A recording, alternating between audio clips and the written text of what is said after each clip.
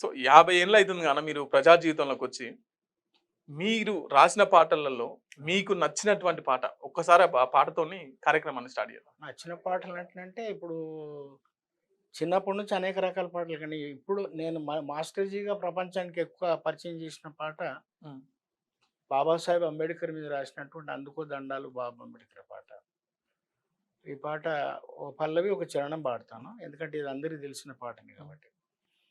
అందుకో దండాలు బాబా అంబేడ్కర, అంబరాన ఉన్నట్టి సుక్కలు గురువంగో, ముందుగా నిన్ను దలచి పాటలు పాడేము, చీకటి మా బ్రతుకుల్లో సూర్యుడు పొడవంగో, అందుకో దండాలు బాబా అంబేడ్కరా.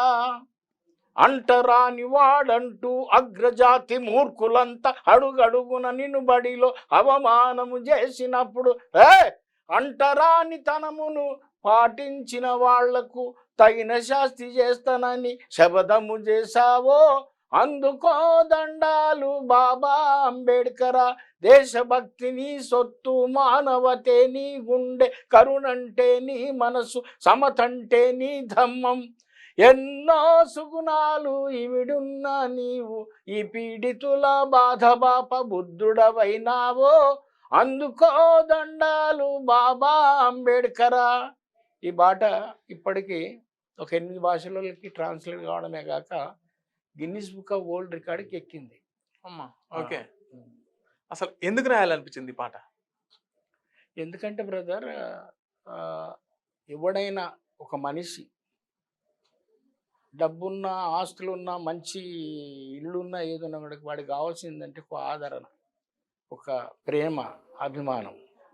అలాంటి మనిషిని అనువున నువ్వు నీచుడవు, మ్లేచుడవు, అంటరాని వాడు అంటని చెప్పేసి ఇలాగ రకరకాల అంశాలతోటి మనిషిని ఒక నిరాధారణకు గురి చేస్తే, ఆ నిరాధారణకు సంబంధించినటువంటి దాన్ని బదాబదాలు చేసి వాళ్ళకు తగిన గుణపాఠం నేర్పేందుకు పుట్టినటువంటి మహానుభావుడు బుద్ధుడి తర్వాత ఒక గొప్ప వ్యక్తి ఎవరైనా ఉన్నారంటే మానిశ్రీ మన బాబాసాహెబ్ అంబేద్కర్. అట్లా ఆయన నాకు చిన్నప్పుడు మాకు స్కూల్ చదువుకుంటే 6వ తరగతి చదువుకున్నప్పుడు 40 రూపాయలు స్కాలర్షిప్ ఇచ్చారు. ఈ స్కాలర్షిప్ ఎందుకు ఇచ్చారంటే ఈ మాలమాది వాళ్ళకు వీళ్ళు చదువుకొని పైకి రావాలనే ఉద్దేశంతో ఆనాటి ప్రభుత్వాలు వీళ్ళకి ఒక స్కాలర్షిప్ అనేది ఇస్తూ వస్తారు. నేను అడిగాను అప్పుడు మా సార్ని, ఒక ఆయనని, అంటే టీచర్స్ ఉంటారు కదా, సార్ ఈ పైసలు ఎందుకు ఇస్తారు సార్? ఏమనుకున్నారో ఒక బాపనైనా హరిహర్రావు సార్ అని ఉండే, ఇక్కడ గాంధీ ఇచ్చిండ్రా మీకు అంటున్నాడు. పక్కకి ఇంకొక సార్ ఉన్నాడు, లెక్కల సార్, కృష్ణారావు సార్ అని. ఆయన కాదురా గాంధీ కాదు, ఈయన అంబేద్కర్ అంటే ఆయన ఇచ్చిండు మనకు, మీరందరూ బాగా చదువుకొని పైకి. అప్పుడు నా బుర్రలో పడ్డది, ఎవరు ఈ అంబేద్కర్? అట్లా నేను పెరుగుతున్నా కొద్దీ ఎవరు మా అంబేద్కర్, ఎవరు మా అంబేద్కర్ అన్నప్పుడు నాకు ఆ పెరుగుతున్న నేను నాతో పాటు కూడా సమస్యలు, అంటరానితనము, ఈ నిరాదరణ, ఈ చీత్కారాలన్నీ వస్తూనే ఉన్నాయి, నీళ్ళ కడపోయినా ఏడవైనా. సో ఇక ఈ బాబాసాహెబ్ అంబేద్కర్ గురించి తెలుస్తుంటే, ఓహో ఈయననే మా విముక్తి దాత, ఈ మహానుభావుడు గురించి ఈ పాట రాయాలనుకున్నప్పుడు పుట్టిన పాట ఇది. ఎన్ని సంవత్సరాలు అవుతుంది? ఈ 1977 అప్పుడు రాసినటువంటి పాట.